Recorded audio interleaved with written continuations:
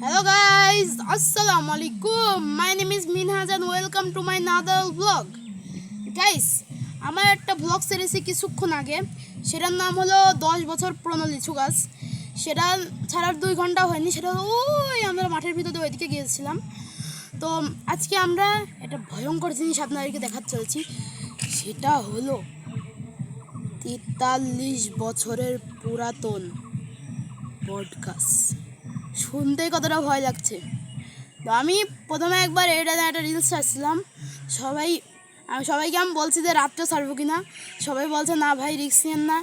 তো আমি এই জন্য দিনের ব্লগটা নিয়ে চলে আসছি, কারণ দিনে গাছটা মোটামুটি শান্ত থাকে। তো আপনারা এখন গাছের কাছে যাবো এবং ওই গাছ নিয়ে অনেক ঘটনা আছে যেগুলো আমি আপনাদের অন্য একদিন অন্য ভিডিওতে শোনাবো। তো গাছটা হলো যেতে হবে ওই একদম ওই দিকে। তো ওইদিকে এখন যাব আমরা, যে গাছটার সঙ্গে সাক্ষাৎ করবো। আসলে গাছটার চারিপাশে মোটামুটি বাড়িও আছে, কিন্তু গাছটা যে এত বছরের পুরনো মানে আমি আন্দাজও করিনি। কিন্তু আজকে আমি হঠাৎ করে মানে কথা বলতে বলতে একজনের মুখে শুনছি আর কি, তাই চলে আসলাম।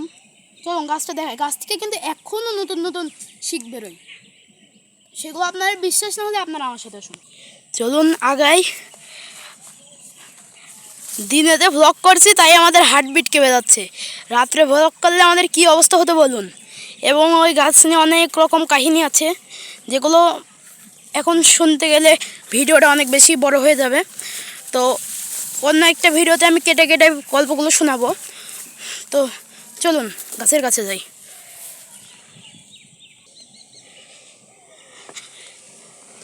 মাম্মা ক্যামেরা ধরো।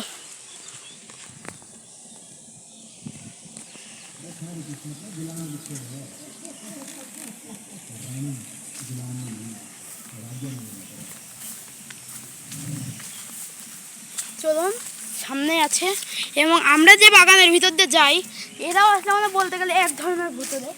দেখুন আপনি ওইদিকে তাকান, কেমন যেন অবশ্যই।